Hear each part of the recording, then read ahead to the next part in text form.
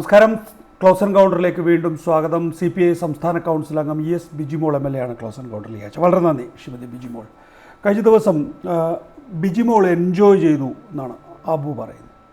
വാഹിദ് പറയുന്ന ഐരാവതം പോലെ ബിജിമോൾ ഇങ്ങനെ ഓടി വന്നു, ഷിബു കൈവച്ചപ്പോൾ ഒതുങ്ങി നിന്ന് കൊടുത്തു എന്ന്. ഇതേക്കുറിച്ചൊരു ആലോചന നടത്തിയിട്ടുണ്ടാവുമല്ലോ, എന്തുകൊണ്ട് ഇവരിതിങ്ങനെ പറയുന്നു? ഞാൻ ഈ കയറാൻ വേണ്ടി വരുന്ന സമയത്താണ് TV രാജേഷിനെ വാച്ചാൻപാട് മർദ്ദിക്കുന്നത്. TV രാജേഷിനെ മർദ്ദിക്കുന്ന ഒരു രംഗത്താണ്, വാച്ചാൻപാട് വലിച്ച നടുത്തളത്തിലൂടെ വലിച്ച അദ്ദേഹത്തെ ഇഴയ്ക്കുന്ന ഒരു രംഗത്താണ് ഞാൻ കാണുന്നത്.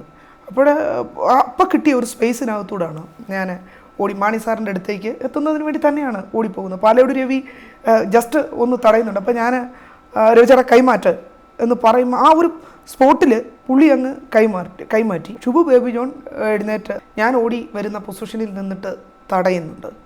തടഞ്ഞിട്ട് അദ്ദേഹം പറയുന്നത് അദ്ദേഹത്തെ തല്ലരുതെന്നാണ്. തല്ലരുത് ബിജിമോളെ, തല്ലരുത്, എന്നെ തല്ലരുത്, മീഡിയാസ് എല്ലാം കാണുന്നുണ്ട്, തല്ലരുത് എന്നാണ് പറയുന്നത്. അദ്ദേഹത്തെ തല്ലിയാൽ എന്താണ് കേരളം ചർച്ച ചെയ്യാൻ പോകുന്നതെന്ന് എനിക്ക് നന്നായിട്ടറിയാം. ജമീലയുടെ കടിയും ബിജിമോളുടെ അടിയും കേരളം ചർച്ച ചെയ്യുന്ന ഒരു സാഹചര്യം ഉണ്ടായേനെ. എന്തായാലും അത്തരം ഒരു അഗ്രസീവായിട്ടുള്ള ഒരു നിലപാടിലേക്ക് ഞാൻ പോയില്ല. എന്നെ തല്ലരുത് എന്ന് പറയുന്നത് കേട്ടിട്ടാണ് ഞാൻ ചിരിക്കുന്നത്. തല്ല് വേണ്ടാത്ത ആൾ അവനവൻ്റെ സീറ്റിലിരുന്നാൽ പോരെ. പിന്നീടാണ് ഞാൻ ഇബ്രാഹിം കുഞ്ഞും ജയലക്ഷ്മി ഇരിക്കുന്ന ബെഞ്ച് വഴി ഡെസ്കിലേക്ക് കയറി പ്രതിഷേധിക്കുന്നത്. ബിജിമോളോ അല്ലെങ്കിൽ ജമീല ആദ്യം ചെയ്തത് മുഖ്യമന്ത്രി കയറി വരുന്ന ആ ഗേറ്റ് പ്രതിരോധിക്കാൻ വേണ്ടിയാണ്. ആ സമയത്ത് ജമീല പ്രകാശം പിന്നീട് പറഞ്ഞത് ഞങ്ങൾ തിരിഞ്ഞു നോക്കുമ്പോൾ ബിജിമോളുടെ ഒരു അലർച്ച കേട്ടു എന്നാണ്. ബിജിമോൾ എന്തിനാണ് ആ സമയത്ത് അങ്ങനെ ഒരു അലർച്ച? ഞാൻ മാണി സാർ ഇപ്പുറത്തെ വാതിലിലൂടെയാണ് കയറി എന്ന് കണ്ടപ്പോൾ മാണി സാറിൻ്റെ അടുത്ത് എത്തുന്നതിന് വേണ്ടിയുള്ള ഒരു നല്ല ശ്രമം നടത്തി. ആ സമയത്താണ് MLA മാരായിട്ടുള്ള ബെന്നി ബെഹനാൻ, ഡൊമിനിക് പ്രസൻറ്റേഷന്, ശിവദാസൻ നായർ ഇവരെല്ലാം കൂടെ കൂടിയിട്ട് ഒരേപോലെ ഒരു ആക്രമണം വളരെ എന്താ പറയുക ഭീകരമായ വിധത്തിലാണ് അവർ ഇടിക്കുകയും ചെയ്യുന്നത്. ഞാൻ ബെന്നി ബെഹനാൻ്റേതാണ് എന്നാണ് പടങ്ങളിൽ നിന്നും ഞാൻ ബോധ്യപ്പെടുന്നത്. എൻ്റെ പെഡലിക്ക് തന്നെ ഒരടി, സാമാന്യം നല്ല ഊക്കോട് കൂടിയുള്ള അടിയാണ് ബെന്നി ചേട്ടൻ്റെ തന്നെയാണ് എന്നുള്ളതാണ് എൻ്റെ ഉറച്ച വിശ്വാസം.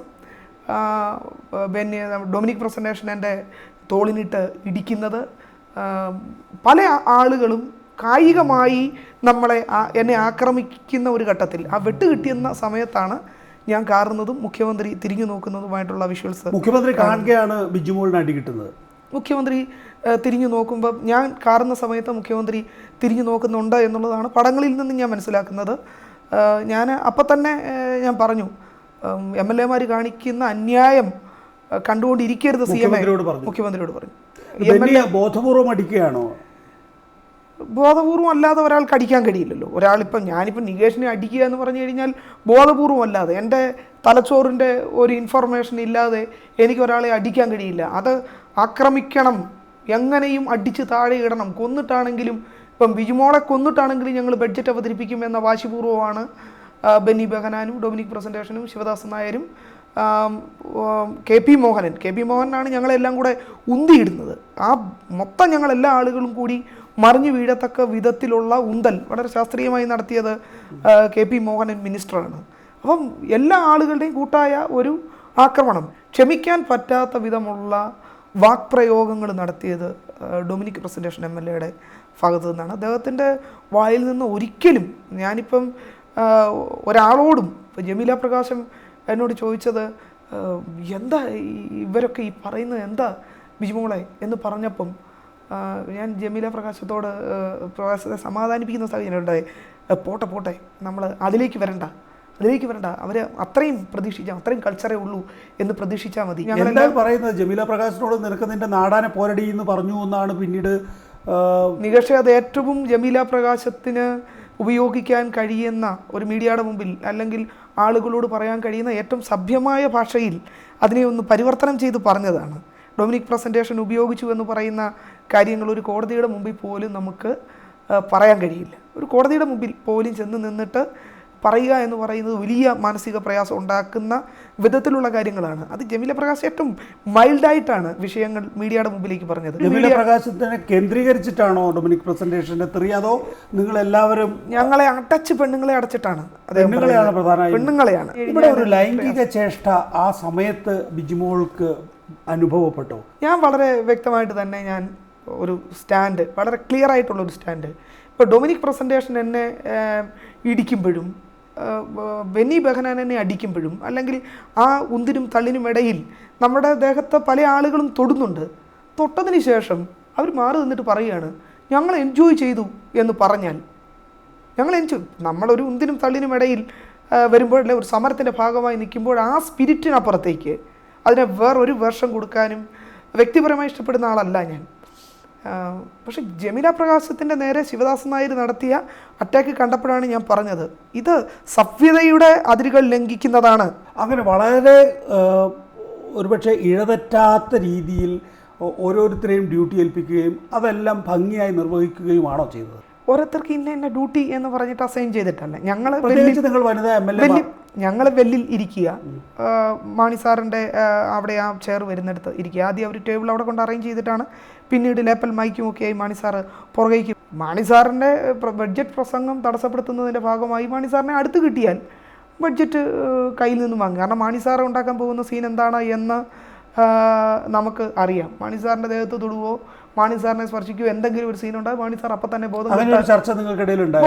ഞങ്ങൾ പരസ്പരം ചർച്ച ചെയ്തത്. മാണി സാറിൻ്റെ ദേഹത്ത് തൊടുന്ന സാഹചര്യം ഉണ്ടായാൽ അപ്പം മാണി സാർ ബോധം കെട്ട് വീഴും. പിന്നീട് ചിത്രം വേറൊന്നായി മാറുന്നതായിരിക്കും. മാണി സാറിൻ്റെ ദേഹത്ത് തൊടുന്ന ഒരു സാഹചര്യം ഉണ്ടാകരുത്. ചിലപ്പോൾ എല്ലാവരും കൂടി മാണി സാറിനെ നമ്മുടെ ഇടയിലേക്ക് ഉന്തി വിടുന്നതിനുള്ള സാഹചര്യമുണ്ട്. അങ്ങനെ വന്നാൽ ഒരാൾ മാണി സാറിനെ തൊടാൻ പാടില്ല. മാണി സാറിൻ്റെ കയ്യിൽ നിന്നും ബഡ്ജറ്റ് വാങ്ങിക്കുക, അത് അവതരിപ്പിക്കുന്നത് തടസ്സപ്പെടുത്തുക എന്നുള്ളതിനപ്പുറം ഒരാളെയും കയ്യേറ്റം ചെയ്യുക, ശാരീരികമായി ആക്രമിക്കുക എന്ന് പറയുന്ന ഒരു ഉദ്ദേശവും. അതായത് മൂന്നാം സീറ്റിൽ മാണി സാർ വന്ന് നിന്ന് ബജറ്റ് വായിച്ചിരുന്നു എങ്കിൽ മാണി സാറിന്റെ കയ്യിൽ നിന്ന് ബജറ്റ് വാങ്ങി കീറിക്കളയുക എന്നുള്ളതാണ് ലക്ഷ്യം. അതിനുവേണ്ടിയാണ് ബിജിമോള് ഒരു സാധ്യത ഉണ്ടോ എന്ന് നോക്കി പിന്നെ വീണ്ടും ഓടിയത് അങ്ങോട്ടേക്ക്. അതാണ് ഇപ്പോൾ ആഘോഷിച്ചുകൊണ്ടിരിക്കുന്നത്. ആ ഓട്ടമാണ്. ബിജിമോൾക്കാണോ ആ ഡ്യൂട്ടി തന്നത്? മാണി സാറിന്റെ കയ്യിൽ നിന്ന് ബജറ്റ് കീറുക? അങ്ങനെയൊന്നുമില്ല. ആർക്കാണോ ആ കാര്യങ്ങൾ ചെയ്യാൻ ഏതെങ്കിലും സാധ്യമായിട്ടുള്ള കാര്യങ്ങൾ ഉണ്ടായെങ്കിൽ അത് പ്രയോഗിക്കുക എന്നുള്ളതാണ്. ആരായിരുന്നു ഇതിൻ്റെയൊക്കെ ഒരു ആസൂത്രകൻ? അങ്ങനെയൊന്നുമില്ല. ഞങ്ങളെല്ലാവരും ആ സമരത്തിൻ്റെ ഫോർഫ്രണ്ടിൽ നിന്ന് ആസൂത്രണം നടത്തിയ ആളുകളാണ്. എന്താണ് ഈ ബഡ്ജറ്റ് അവതരണം തടസ്സപ്പെടുത്തുന്നതിന് വേണ്ടി ഏതറ്റം വരെയും പോയി ചെയ്യാൻ കഴിയുക, അതിനുവേണ്ടി ആത്മാർത്ഥമായ ഒരിടപെടൽ നടത്തി ഏറ്റവും സുരക്ഷിതമായ ഒരു സ്ഥലം എന്നുള്ള നിലയിലാണ് ഈ സ്പേസിനെ ഞങ്ങൾ കണ്ടത്. ഞങ്ങളാണ് പറഞ്ഞത്, മുഖ്യമന്ത്രി അടക്കം, മുഖ്യമന്ത്രി, വ്യവസായ വകുപ്പ് മന്ത്രി, ധനകാര്യമന്ത്രി, മന്ത്രിമാരിയ്ക്കുന്ന സീറ്റിൻ്റെ അവിടെ നിൽക്കുകയാണെങ്കിൽ ഞങ്ങൾ കുറേ സേഫായിരിക്കുമെന്നാണ് യഥാർത്ഥത്തിൽ ഞങ്ങൾ ധരിച്ചതാണ്. ഞങ്ങളുടെ ഇടയിൽ ഞങ്ങൾ പരസ്പരം സംസാരിക്കുമ്പോഴും ഞങ്ങളൊരു സേഫ് സോൺ കണ്ടെത്തിയത് മുഖ്യമന്ത്രി അടക്കമുള്ള ആളുകളുടെ അടുത്താണെങ്കിൽ ഞങ്ങളെ ആരും അറ്റാക്ക് ചെയ്യില്ല എന്നുള്ളതായിരുന്നു ഞങ്ങളുടെയൊക്കെ ഒരു യഥാർത്ഥത്തിലുള്ളൊരു ധാരണ. അതാണ് ഏറ്റവും സേഫായി. കാരണം മുഖ്യമന്ത്രിയുടെ അടുത്താണ് നിൽക്കുന്നത് എങ്കിൽ അങ്ങനെ ആരും പിന്നെ നമ്മളെ അറ്റാക്ക് ചെയ്യാനായിട്ട് വരികയില്ല. മാണി സാറിനെ കിട്ടിയാൽ ബഡ്ജറ്റ് കീറുക, ബഡ്ജറ്റ് പിടിച്ച് വാങ്ങിക്കുക, അല്ലെങ്കിൽ ബഡ്ജറ്റ് കീറിക്കളയുക. ഏറ്റവും സേഫ് സോണായി ഞങ്ങൾ കണ്ട സ്ഥലമാണ് ഞങ്ങൾക്ക് ഏറ്റവും ഡേഞ്ചറസ് സോണായി മാറിയെന്നുള്ളതാണ് പിന്നീട് ബോധ്യപ്പെട്ടത്. അത് ഞങ്ങൾ പരസ്പരം പറയുകയും ചെയ്തു. ഏറ്റവും നമ്മൾ സേഫ് സോണായി ഞങ്ങളിതാ ഇവിടെ നിന്നോളാം, മുഖ്യമന്ത്രിയുടെ അടുത്താകുമ്പോഴത്തേക്കും ഞങ്ങളുടെ നേരെ വലിയ ആക്രമണങ്ങൾ ഉണ്ടാകില്ല, വാച്ചാൻപാടും വലിയ കയ്യേറ്റം കാണിക്കാനായിട്ട് ഉള്ള ധൈര്യം കാണിക്കണം. കാരണം മുഖ്യമന്ത്രിയുടെ മുമ്പിലല്ലേ ഞങ്ങൾ നിൽക്കുന്നത്. അദ്ദേഹത്തിൻ്റെ ഒരു പ്രൊട്ടക്ഷൻ ഞങ്ങൾക്കുണ്ടാകും എന്നുള്ളതാണ്. അപ്പോൾ അദ്ദേഹത്തിൻ്റെ കൂടെ നിൽക്കുന്ന MLA ഇങ്ങനെ വന്നിട്ട് കയ്യേറ്റ ശ്രമം നടത്തും എന്ന യാതൊരു കാൽക്കുലേഷനും ഞങ്ങൾക്കില്ലല്ലോ. അങ്ങനെ ഒരു കണക്കുകൂട്ടലേ ഇല്ലാതെ പോയി. മുഖ്യമന്ത്രിയുടെ മുന്നിൽ പ്രത്യേകിച്ച് ട്രഷറി ബെഞ്ചിന് സമീപത്ത് MLA ഞങ്ങൾ ശാരീരിക ആക്രമണത്തിന് വിധേയമാകും എന്ന ഒരു പ്രതീക്ഷ വിദൂരത്ത് പോലും. ഇപ്പോഴും എനിക്കതങ്ങ് മുഖ്യമന്ത്രിയുടെ മുമ്പിൽ വെച്ചാണ് അത് നടന്നത്. അദ്ദേഹം അതൊക്കെ കണ്ടുകൊണ്ടിരിക്കും. ഞാനാണ് ആ സീറ്റിൽ ഇരിക്കുന്നത് എങ്കിൽ ഒരു കാരണവശാലും ഒരു വനിതാ MLA നേരെ, ഇനിയിപ്പോൾ ഞാൻ വനിത അല്ലെങ്കിൽ പോലും അത്തരത്തിലൊരു ആക്രമണം ഉണ്ടായാൽ ഞാനത് നോക്കിക്കൊണ്ടിരിക്കുകയില്ല. ശിവദാസൻ നായർക്ക് ഒന്നുകൊടുത്ത് പോയി സീറ്റിൽ പോയിരിക്കുക, ഇവിടെ വാച്ചാൻപാടുണ്ട്, ഞാനുണ്ട്, ഇവരെന്നെ ആക്രമിക്കുന്നെങ്കിൽ ആക്രമിക്കട്ടെ, ഇവരെന്നെ ആക്രമിക്കുന്നെങ്കിൽ ആക്രമിച്ചോട്ടെ, എൻ്റെ സുരക്ഷിതത്വം ഞാൻ നോക്കിക്കോളാം, അതിനിവിടെ വാച്ചാൻപാടുണ്ട്, സ്പീക്കറുണ്ട്, സംവിധാനങ്ങളുണ്ട്. അങ്ങനെ ഈ സ്ത്രീകൾ എന്നെ ആക്രമിക്കുന്നെങ്കിൽ ആക്രമിക്കട്ടെ ശിവദാസൻ നായരെ എന്ന് മുഖ്യമന്ത്രിയുടെ സ്ഥാനത്ത്, മുന്നണി സ്ഥാനത്ത് ഞാനായിരുന്നെങ്കിൽ ഞാനങ്ങനെ പറയത്തുള്ളൂ.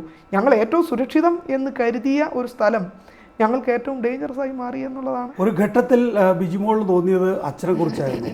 30 വർഷം മുമ്പ് മരിച്ചുപോയ അച്ഛനുണ്ടായിരുന്നുവെങ്കിൽ വാഹനത്തിനെ കുത്തിക്കൊല്ലാൻ ഞാൻ പറയുമായിരുന്നു, എന്നിട്ട് ജയിലിൽ പോയി കിടക്കാൻ പറയുമായിരുന്നു. അത്രയും രോഷം ബിജുമോളുടെ ഉള്ളിൽ ഇപ്പോഴും ഉണ്ട്.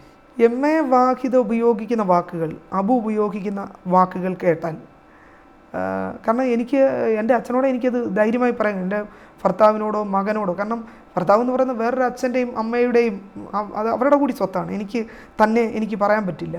പക്ഷേ എനിക്ക് എൻ്റെ മകനോടും പറയാൻ പറ്റില്ല. കാരണം മകന് വേറെ ഒത്തിരി അവകാശക്കാരുണ്ട്. എനിക്ക് തന്നെ എൻ്റെ മകന് അവകാശം പറയാൻ കഴിയില്ല. അതൊക്കെ ഷെയർഡാണ്. ഒത്തിരി അവകാശികൾ വേറെയുണ്ട്.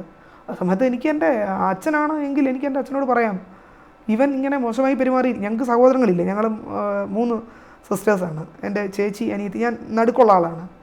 അപ്പോൾ സ്വാഭാവികമായി എൻ്റെ അച്ഛൻ ജീവിച്ചിരുന്നെങ്കിൽ ഇങ്ങനെ ഈ മോശം വാക്കുകൾ പറയുന്ന, ഇങ്ങനെ എന്നെ അപമാനിക്കുന്ന ഒരാളോട് ക്ഷമിക്കേണ്ടതില്ല. ഞാൻ വീണ്ടും ആ വാക്കുകൾ ഞാൻ ആവർത്തിക്കുന്നില്ല. കാരണം അത് ഏതെങ്കിലും ഒരു സഖാവിന് എൻ്റെ വാക്കുകൾ പ്രചോദനമായാൽ അയാൾ ആ കേസിൽ പ്രതിയാകരുത് എന്ന് എനിക്ക് ആഗ്രഹമുള്ളത് കൊണ്ടാണ്. കാരണം ഇന്നലെ അതിനുശേഷം എന്നെ ഒരുപാട് ആളുകൾ വിളിച്ചു. എന്നെ സ്നേഹിക്കുന്ന കുടുംബാംഗങ്ങൾ, പാർട്ടി സഖാക്കൾ, പാർട്ടി അല്ലാത്ത ഈ മുന്നണിയുടെ ഭാഗമായി നിൽക്കുന്ന ആളുകൾ, നിഷ്പക്ഷരായി നിൽക്കുന്ന ആളുകൾ ഒക്കെ നൽകുന്ന കരുത്തുള്ളപ്പോൾ കുത്തിക്കൊല്ലാതെ തന്നെ ഈ വിഷയത്തെ കൈകാര്യം ചെയ്യാൻ കഴിയും എന്നുള്ളതാണ് എൻ്റെ വിശ്വാസം. കെ മാണിക്കെതിരെ ഒരു സമരത്തിലൊക്കെയാണ്. പക്ഷെ നിയമസഭ ഇങ്ങനെ കലുഷിതമാക്കാൻ പാടുണ്ടോ? ഇങ്ങനെ സംഘർഷഭരിതമാക്കാൻ പാടുണ്ടോ? കേരള നിയമസഭയുടെ ചരിത്രത്തിൽ ഇല്ലാത്ത വിധത്തിൽ അതിനെ അപമാനിക്കുകയല്ലേ വേറൊരു വിധത്തിൽ ചിന്തിച്ചാൽ ബിജുമോൾ അടക്കം ചെയ്തത്? ഞാനതിനെ മറ്റൊരു ആംഗിളിൽ കാണുന്നതാണ്. ഇപ്പം മാണി സാറ് അഴിമതി നടത്തി, ഓക്കെ, മാണി സാർ അഴിമതി നടത്തട്ടെ.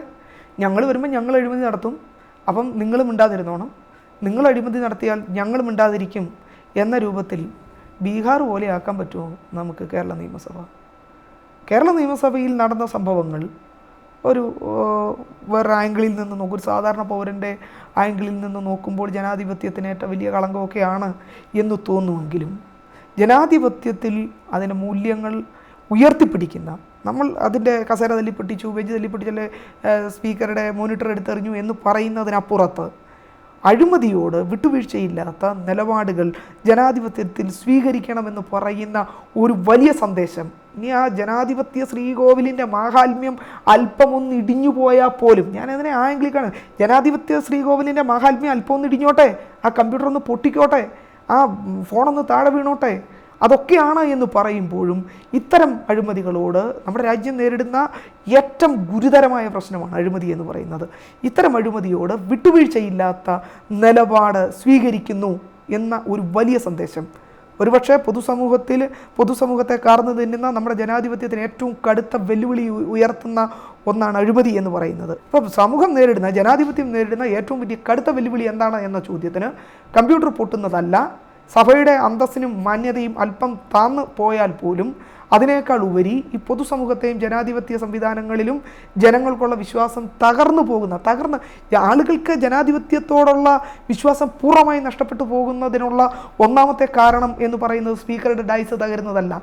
ഒന്നാമത്തെ കാരണം എല്ലാ രാഷ്ട്രീയക്കാരും കണക്കാണ്, അഴിമതിക്കാരാണ്, പിടിച്ചുപറിക്കാരാണ്, ആളുകളുടെ പോക്കറ്റ് കൊള്ളയടിക്കാൻ നിൽക്കുന്നവരാണ്, ഖജനാവ് കൊള്ളയടിക്കാൻ നിൽക്കുന്നവരാണ് എന്ന് പറയുന്ന ആ ഒരു വേർഷനിൽ നിന്നുകൊണ്ടാണ് ഇപ്പം 100 A+ വാങ്ങിയ കുട്ടികളെ അഭിനന്ദിക്കുന്ന യോഗത്തിൽ ഒരു കുട്ടി പോലും, ഏറ്റവും പ്രഗത്ഭനായിട്ടുള്ള, സമർത്ഥനായി സംസാരിക്കുന്ന, സമൃദ്ധമായി വിഷയങ്ങളിൽ ഇടപെടുന്ന, കൈകാര്യം ചെയ്യുന്ന ഒരു വിദ്യാർത്ഥി പോലും പറയുന്നില്ല ഞാൻ ഈ ജനാധിപത്യത്തിൻ്റെ ഭാഗമായി MLA ആകാൻ, MP ആകാൻ, അല്ലെങ്കിൽ ഒരു പൊതുപ്രവർത്തകനാകാൻ ഞാൻ ആഗ്രഹിക്കുന്നു എന്ന് മികച്ച പൗരന്മാർ ഈ രംഗത്തേക്ക് വരാതിരിക്കുന്നതിൻ്റെ ഒരു പ്രധാന കാരണം ഇതാണ്. ഈ അഴിമതിയുടെ മുഖമുണ്ട്, എല്ലാവരും കണക്കാണ് എന്ന് പറയുന്നിടത്തേക്ക് കാര്യങ്ങൾ എത്തിച്ചേരും. കെ മാണി കോഴ വാങ്ങി എന്ന ഒരു ആക്ഷേപം ഉയർന്നപ്പോൾ നിയമസഭയിൽ സമരം ചെയ്യുകയായിരുന്നു ബിജുമോളും മറ്റ് MLA-മാരും.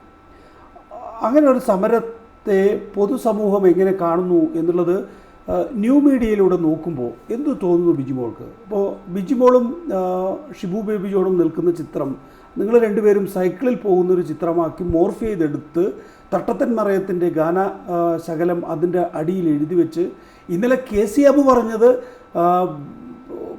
ഡയമണ്ട് നെക്ലേസ് എന്ന ചിത്രത്തിലെ പാട്ടായിരുന്നു ബിജുമോൾ അങ്ങോട്ട് ഓടി ചെല്ലുമ്പോൾ ബാക്ക്ഗ്രൗണ്ടിലിടാൻ കഴിയുമായിരുന്നത് എന്നാണ്. അപ്പോൾ സാധാരണക്കാരൻ മാത്രമല്ല രാഷ്ട്രീയക്കാരൻ പോലും ഇതിൻ്റെയൊക്കെ ബാക്ക്ഗ്രൗണ്ട് മ്യൂസിക് പോലും മനസ്സിൽ കണ്ടിരിക്കുന്നു. എന്ത് പറ്റി നമ്മുടെ സമൂഹത്തിനെന്നാണ് ബിജുമോൾ കാണുന്നത്? ഒരു മാനസിക വളർച്ചയില്ല. ഇപ്പം ഗൂഗിൾ നടത്തിയിട്ടുള്ള സർവേയിൽ അവർ പറയുന്നത് സെക്സ് സൈറ്റുകൾ സന്ദർശിക്കുന്നതിൽ 90% ആളുകൾ മലയാളികളാണെന്നാണ്. കപട സദാചാര മുഖമാണ് അത്. ഏതാണ്ട് ജന്മത്തിൽ തന്നെ ഈ കപട സദാചാര മുഖം ആവരണം ചെയ്യപ്പെടുകയാണ് മലയാളിക്ക്.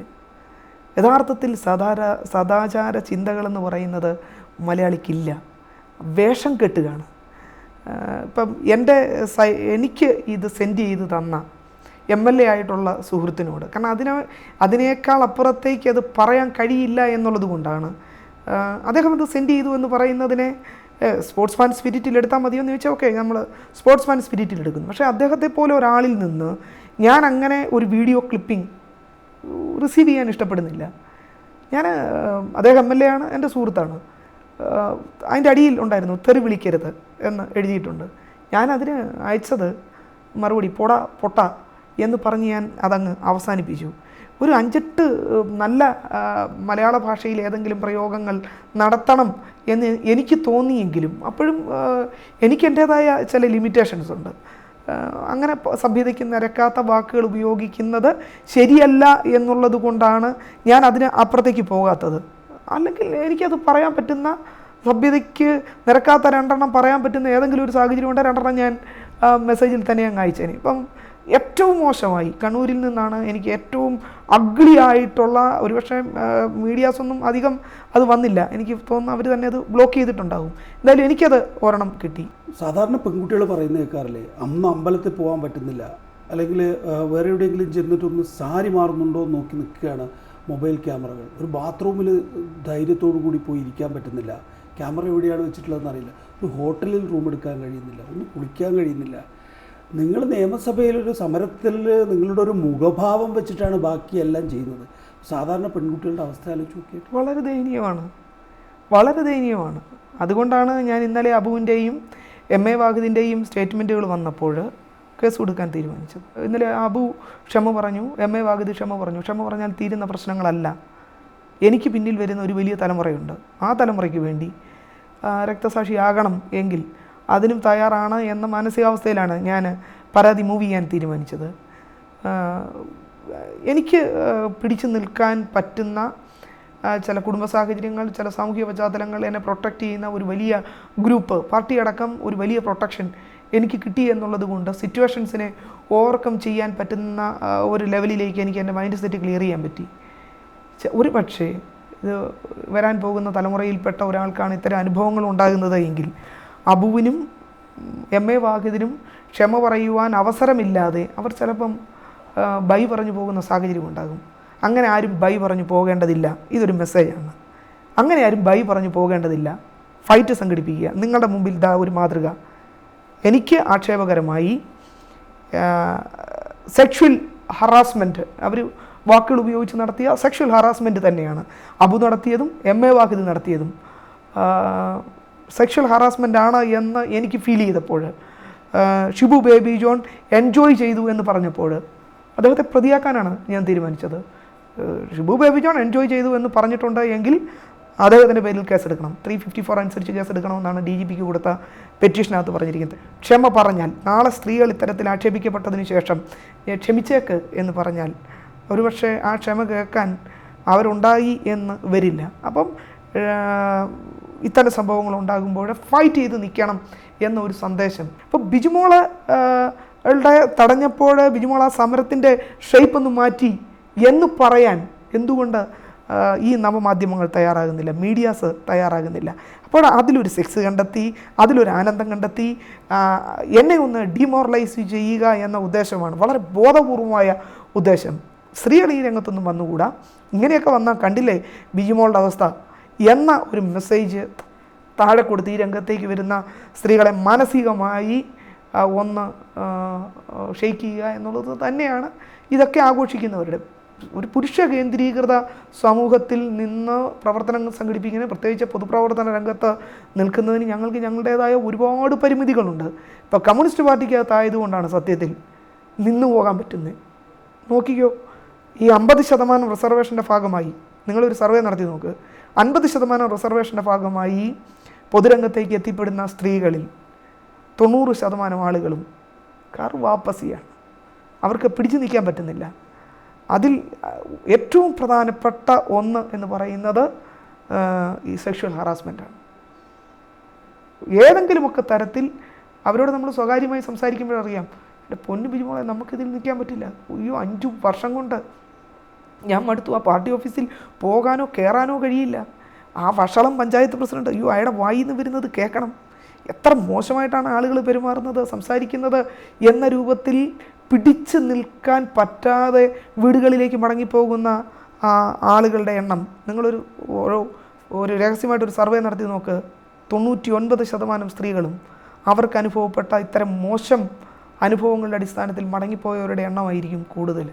മുഖ്യമന്ത്രിയോടും DGPയോടും ബിജുമോൾ ഇന്നലെ പരാതി നൽകിയല്ലോ.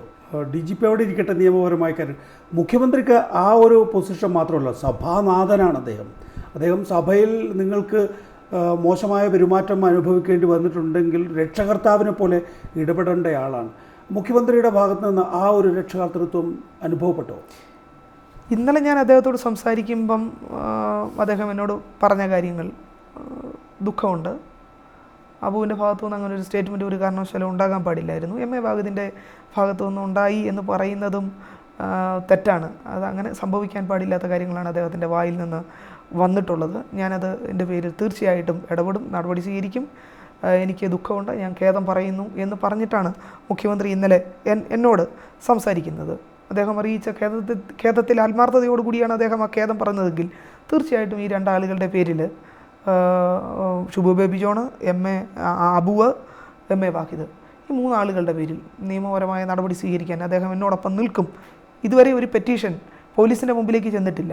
ആത്മാർത്ഥതയോടുകൂടിയുള്ള പ്രതികരണമാണ് പ്രത്യേകിച്ച് രാഷ്ട്രീയ നേതൃത്വത്തിൻ്റെ ഭാഗത്തു നിന്ന് ഉണ്ടാകുന്നു എന്ന് കരുതുന്നുണ്ടോ? അപ്പോൾ വാഹിദ് പ്രസംഗിച്ചുകൊണ്ടിരിക്കുമ്പോൾ മാണി അവിടെ ഇരുന്ന് ചിരിക്കുകയാണ് ചെയ്യുന്നത്. അപ്പോൾ വാഹിദ് യഥാർത്ഥത്തിൽ കൂടി നിന്നവരെ അഭിസംബോധന ചെയ്യല, മാണിയോട് തിരിഞ്ഞു നിന്ന് വർത്തമാനം പറയുന്നു അല്ലെങ്കിൽ പ്രസംഗിക്കുന്നു എന്നുള്ള തോന്നലാണ് ഉണ്ടാകുന്നത്. അപ്പോൾ എല്ലാവരും ഇത് എൻജോയ് ചെയ്യുന്നുണ്ട് ഒരു തരത്തിൽ അല്ലെങ്കിൽ മറ്റൊരു തരത്തിൽ. മാണി സാറിൻ്റെ ചിരി കണ്ടപ്പം 84 വയസ്സുള്ള മാണി സാറേ, എന്താ മാണി സാറിന് പറ്റിയത്? VS ചോദിച്ച ചോദ്യങ്ങളൊന്നും ഞാൻ ചോദിക്കുന്നില്ല, അതൊന്നും ഞാൻ ആവർത്തിക്കുന്നില്ല. കുറേ രോഗികളുടെ ലിസ്റ്റ് അദ്ദേഹം വായിച്ചിരുന്നു. ആ രോഗികളുടെ ലിസ്റ്റിലാണോ മാണി സാറിൻ്റെ പേര് കൂട്ടിച്ചേർക്കണോ? ഇപ്പോൾ അദ്ദേഹം അഴിമതിയുടെ ലിസ്റ്റിലാണ് നിൽക്കുന്നത്.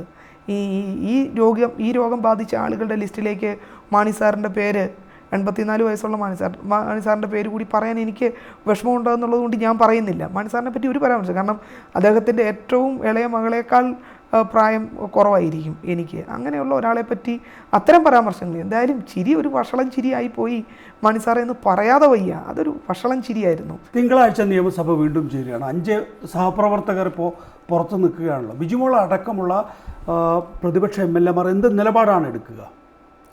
നിലപാട് പൊതുവായി വരേണ്ടതാണ്.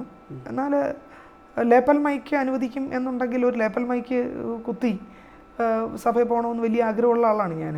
അങ്ങനെ ഇപ്പോൾ എല്ലാവർക്കും ലേപ്പൽ മൈക്ക് ഉപയോഗിക്കാമെങ്കിൽ പിന്നെ സ്പീക്കറുടെ അനുവാദത്തിൻ്റെ ആവശ്യമില്ലല്ലോ. ഒരു ലേപ്പൽ മൈക്കുമായിട്ട് കയറിയാൽ നിയമസഭയിൽ എനിക്ക് ഇഷ്ടം പോലെ പ്രസംഗിക്കാം. എനിക്ക് എഴുന്നേറ്റ് സ്പീക്കർ മൈക്ക് അനുവദിക്കേണ്ട കാര്യമില്ല. എനിക്ക് ഇഷ്ടമുള്ള സീറ്റിലിരുന്ന് പ്രസംഗിക്കാം. പുതിയ സ്പീക്കറുടെ നടപടിക്രമങ്ങൾ അതൊക്കെയാണ്. പിന്നെ ശാരീരികമായിട്ടുള്ള പടലി എന്ന് ശരിയാകും എന്നെനിക്ക് പറയാൻ കഴിയില്ല. എന്തായാലും കുറച്ച് സമയം കൊണ്ട് അത് തിങ്കളാഴ്ച നിയമസഭയിലേക്ക് പോകുമ്പോൾ ഒരു പുതിയ മേഖലയിലേക്കാണ് പോകുന്നതെന്നൊരു തോന്നലുണ്ടോ? എന്നെ സംബന്ധിച്ചിടത്തോളം ഞാനതിനെ അങ്ങനെയൊന്നും കാണുന്ന ആളല്ല നികേഷ്. ഒരുപക്ഷെ കേരളം ഇന്ന് കാണുന്ന ES ബിജിമോളുടെ ES ബിജിമോൾ MLA ആകുന്നതിന് മുമ്പ് ES ബിജിമോൾ MLA ആരായിരുന്നു എന്ന ചോദ്യത്തിന് മറുപടി കിട്ടിയാൽ അങ്ങനെയൊന്നും ഇവരാരും കാണിക്കുന്ന മൂലപ്പാമ്പൊന്നും കണ്ടിട്ട് പേടിച്ച് നമ്മൾ വീട്ടിൽ കയറിയിരിക്കും എന്നുള്ള ധാരണയൊന്നും വേണ്ട. സ്ത്രീ ശാക്തീകരണം പറയുമ്പോൾ ഞങ്ങളെയൊക്കെ മാനസികമായി ഒന്ന് തളർത്തി, ശാരീരികമായി ഒന്ന് ആക്രമിച്ച്, ലൈംഗികമായി ഒന്ന് അധിക്ഷേപിച്ച് മാധ്യമങ്ങളും ഒക്കെ എല്ലാ ആളുകളും കൂട്ടായിട്ട് ഓരോരുത്തർക്കും ഓരോരുത്തരുടേതായ പങ്ക് വഹിച്ചുകൊണ്ടാണ് ഇരിക്കുന്നത്. കോമഡി പരിപാടിക്കകത്തും അല്ലാതെയും ഒക്കെ ഇട്ട് ഇത് കാണിക്കുമ്പോൾ സ്ത്രീകൾക്കൊരു വലിയ മെസ്സേജ് പോവുകയാണ്. ഇത് കണ്ടല്ലോ, ബിജുമോളുടെ അനുഭവം കണ്ടല്ലോ, ജമീല പ്രകാശത്തിൻ്റെ അനുഭവം കണ്ടല്ലോ, ലതികയുടെ അനുഭവം കണ്ടല്ലോ, ഇവരൊക്കെ എത്ര മോശപ്പെട്ട ആളുകളായിട്ടാണ് ഇവരൊക്കെ ചിത്രീകരിക്കപ്പെട്ടത്. നാളെ ഒരു സ്ത്രീ ഒരു സമരത്തിൻ്റെ ഫ്രണ്ടിൽ വന്നാൽ നിങ്ങളെ ശാരീരികമായി ആക്രമിക്കുന്നതിന്, ലൈംഗികമായി ആക്രമിക്കുന്നതിന് പുരുഷന്മാരായിട്ടുള്ള ഞങ്ങൾ ഇങ്ങനെ നോക്കി നിൽക്കുകയാണ്. നിങ്ങളെയൊക്കെ ഒന്ന് കൈ കിട്ടിയാൽ അറ്റാക്ക് ചെയ്യാൻ പാകത്തിന് ഞങ്ങളൊക്കെ നോക്കി നിൽക്കുകയാണ്. അതുകൊണ്ട് സ്ത്രീകളാരും ഈ രംഗത്തേക്ക് വരരുത് എന്ന് പറയുന്ന ഒരു തെറ്റായ സന്ദേശം സമൂഹത്തിലാകെ പ്രചരിപ്പിച്ച് സ്ത്രീകളെ ഭയപ്പെടുത്തി വീട്ടിലിരുത്തുന്നതിന് വേണ്ടിയാണ് എങ്കിൽ അങ്ങനെയല്ല. ധൈര്യമായി വന്നോളൂ. ഫൈറ്റ് ചെയ്ത് ഈ രംഗത്ത് നിൽക്കുന്നതിൻ്റെ ഒരു വലിയ സന്ദേശം നിങ്ങൾക്ക് ഞങ്ങളുടെ ജീവിതത്തിലൂടെ തരികയാണ്. അതുകൊണ്ട് ചെറിയ തരത്തിലുള്ള ഭീഷണികളൊന്നും അത്ര എളുപ്പത്തിൽ പുറകോട്ട് വലിക്കുന്നത്. വളരെ നന്ദി ശ്രീമതി ബിജിമോൾ. നന്ദി ക്ലോസ് ആൻഡ് ലോഡർ പങ്കെടുത്തത്.